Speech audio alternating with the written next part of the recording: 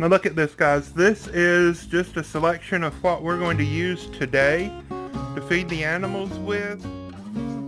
Now the VASA parrots, they get just about the same thing. They get fewer greens than the eclectus because they just don't eat as much of it. But they get more of the mixed vegetables.